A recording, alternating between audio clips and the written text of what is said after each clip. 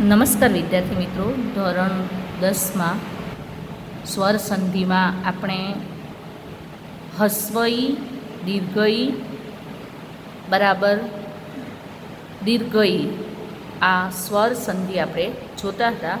એમાં આપણે પરીક્ષા સુધી જોયું કે નાનો ઈ વત્તા મોટો ઈ બરાબર ઈ, એટલે કે પરીક્ષાની સંધિ છૂટી પાડીએ તો પરીક્ષા લખાઈ પૂર્ણ રૂપે ત્યારે રીમાં દીર્ઘઈ આવે, પણ સંધિ છૂટી પાડીએ ત્યારે હસ્વઈ આવશે વત્તા દીર્ઘઈ બરાબર દીર્ઘ ઈ. એ જ રીતે દેવીચ્છા શબ્દ આપણે લઈશું. દેવીચ્છા શબ્દ એટલે કે દીર્ઘઈ વત્તા હસ્વઈ બરાબર દીર્ઘ ઈ. એટલે આપણે લખીએ છીએ દેવી દીર્ઘઈ વત્તા ઈચ્છા હસ્વઈ ઈ ઈચ્છા, પરંતુ એ જ્યારે પૂર્ણ શબ્દ સંધિ જોડાય છે ત્યારે દેવી વી દીર્ઘઈ બને છે અને નાનો ઈ એ અલ્પહાર થઈ જાય, એટલે કે અધ્યાહાર થઈ જાય છે અને દેવીચ્છા એ શબ્દ બને છે. એ જ રીતે મોટો ઈ વત્તા મોટો ઈ એટલે કે દીર્ઘઈ વત્તા દીર્ઘઈ બરાબર દીર્ઘઈ. એના માટે આપણે યોગીશ્વર શબ્દ જોઈશું. એટલે યોગી વત્તા ઈશ્વર બંનેમાં દીર્ઘ એ છે અને દીર્ઘઈ બને. કહેવાનો અર્થ કે હસ્વઈ દીર્ઘઈ હસ્વ હસ્વ ઈ તો પણ દીર્ઘઈ બને, હસ્વઈ દીર્ઘઈ તો પણ દીર્ઘઈ બને, દીર્ઘઈ હસ્વઈ તો પણ દીર્ઘઈ બને અને દીર્ઘઈ અને દીર્ઘઈ તો પણ દીર્ઘઈ બને છે. એ જ રીતે ઊનું જોઈશું તો હસ્વઉ વત્તા હસ્વઉ બરાબર આખો એટલે કે દીર્ઘઉ. તો આપણે ભાનું દઈ તો નું દીર્ઘઉ છે, પણ જ્યારે સંધિ છૂટી પાડીએ ત્યારે નું હસ્વઉ થઈ જાય છે અને વત્તા ઉ પણ હસ્વઉ, એટલે ભાનું હસ્વઉ વત્તા હસ્વઉ દય.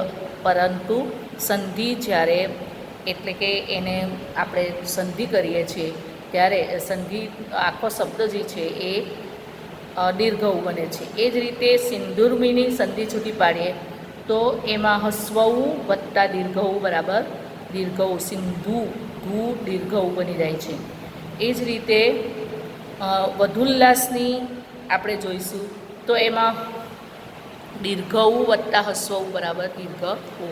એ જ રીતે વધુર્મી તો એમાં દીર્ઘઉ દીર્ઘઉ બરાબર દીર્ઘઉ થઈ જશે.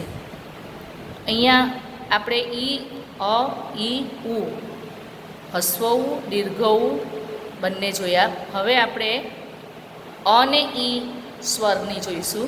અ વત્તા ઈ બરાબર એ થાય. દાખલા તરીકે ઈશ્વરેચ્છા લખવું હોય તો ઈશ્વર વત્તા ઈચ્છા એટલે અ વત્તા ઈ બરાબર એ. ર ઉપર જે માત્રા આવી એ એના રૂપમાં છે, એટલે કે ઈશ્વરેચ્છા અ વત્તા ઈ બરાબર એ થઈ.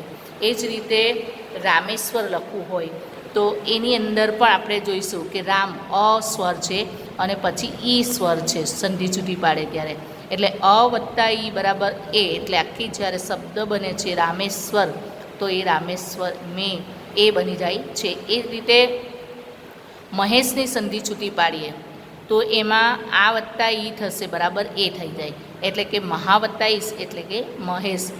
આ વત્તા ઈ બરાબર એ થઈ જશે સ્વર. એ જ રીતે મહેન્દ્ર શબ્દની સંધિ આપણે છૂટી પાડીએ તો એમાં પણ આ વત્તા ઈ બરાબર એ થશે, એટલે કે મહા વત્તા ઇન્દ્ર મહેન્દ્ર. તો આ આપણે નિયમો વિદ્યાર્થી મિત્રો યાદ રાખવાના છે, બરાબર એકદમ સ્પષ્ટપણે સમજીને એકાગ્ર મને તમે એને સમજશો તો જ એ યાદ રહેશે અને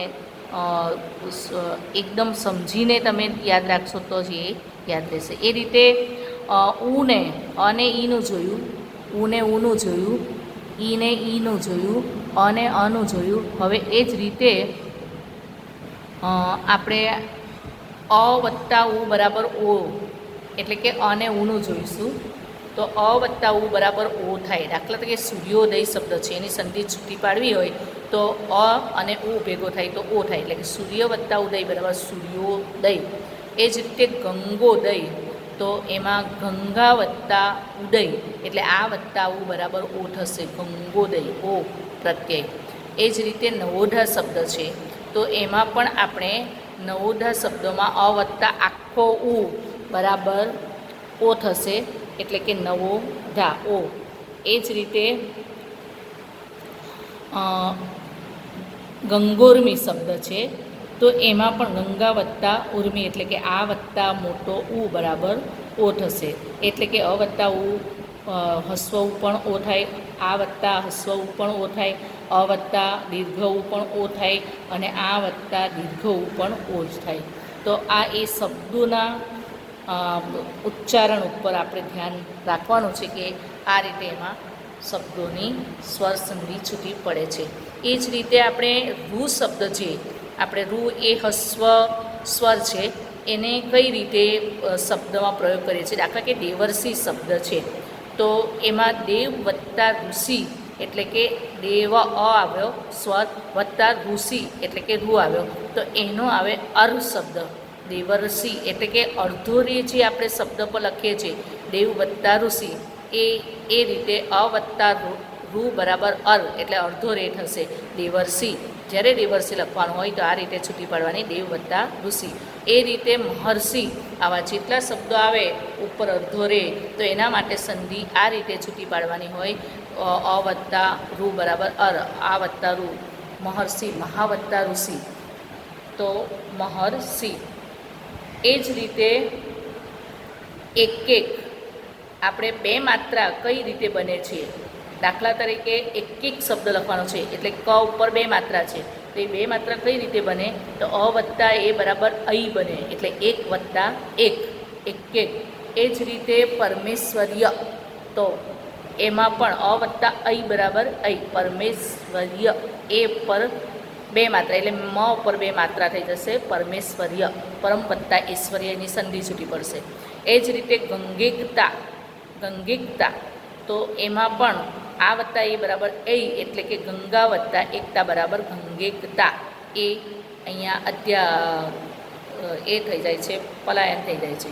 એ જ રીતે મહેશ્વર્ય તો એમાં આ વત્તા એ બરાબર એ એટલે મહા વત્તા ઐશ્વર્ય, મહેશ્વર્ય એ આ શબ્દ બને છે અને એની સંધિ આ રીતે મહા વત્તા ઐશ્વર્ય છૂટી પડે છે. તો ખૂબ જ ઝીણવટપૂર્વક સમજીને આપણે સંધિને આ રીતે અમુક નિયમો ધ્યાનમાં રાખીને છૂટી પાડવાની છે. એ રીતે ઔ શબ્દ જે છે દાખલા તરીકે આપણે જોઈશું પરમોધ તો અ વત્તા ઓ બરાબર ઔ એટલે પરમ વત્તા ઓઢ બરાબર પરમોધ, પરમ વત્તા ઓઢ બરાબર પરમોધ.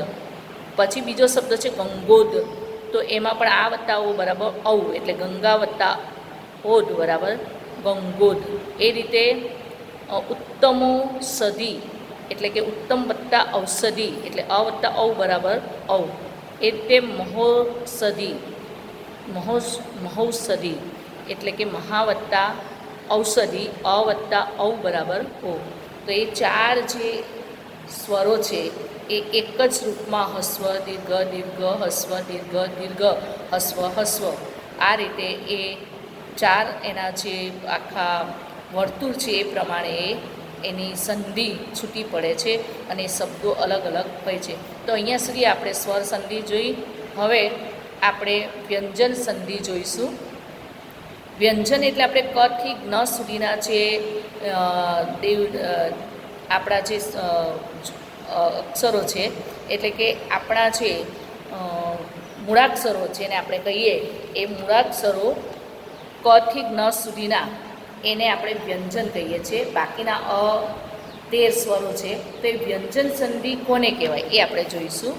તો વ્યંજન સંધિનો વ્યાખ્યા છે સંધિ વખતે વ્યંજન સાથે સ્વર જોડાય કે વ્યંજન સાથે વ્યંજન જોડાય તેને વ્યંજન સંધિ કહે છે.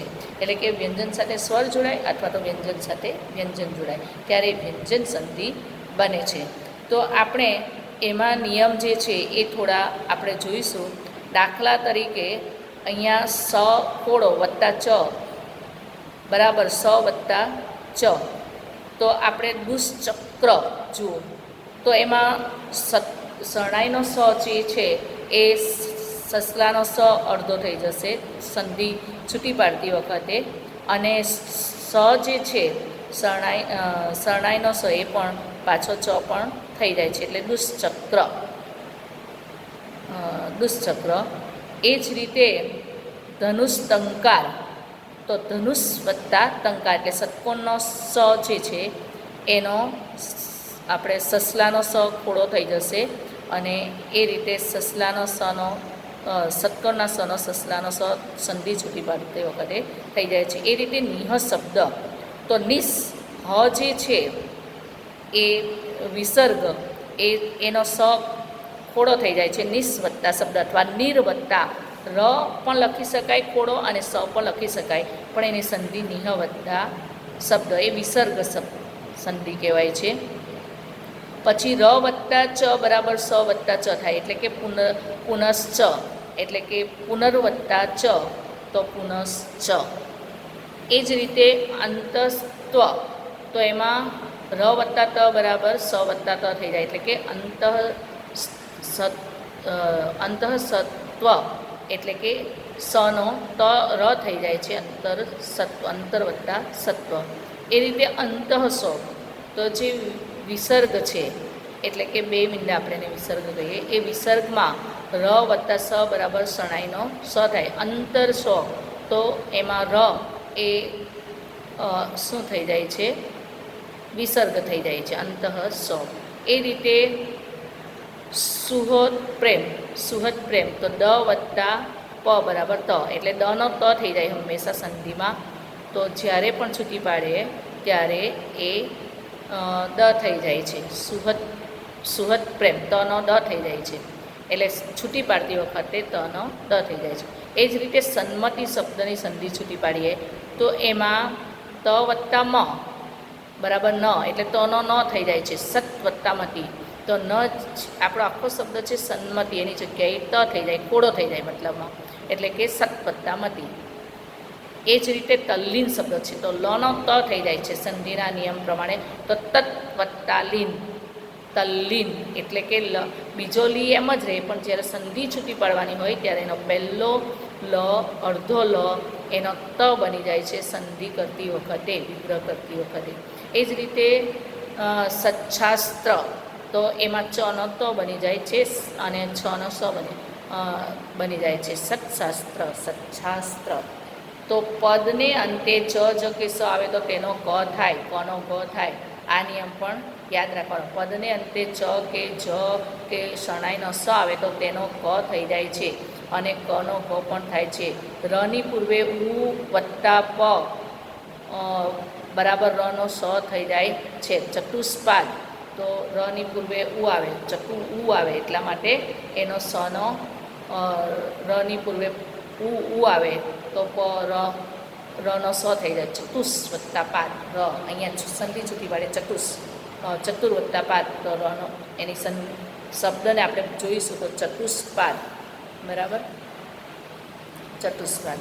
તો આ રીતે દાખલા કે દિસ વત્તા અંબર, તો દિગંબર, સનો ગ થઈ જાય છે. એ જ રીતે વિસર્ગ સંધિ જોઈશું આપણે. વિસર્ગ કે સ સાથે સ્વર કે વ્યંજન જોડાય. વિસર્ગ એટલે અડધો હ અને તેની સંધિ કેટલેક ઠેકાણે સની જેવી સંધિ છે, એટલે વિસર્ગ સંધિનો સમાવેશ વ્યંજન સંધિમાં જ આમ તો થાય છે.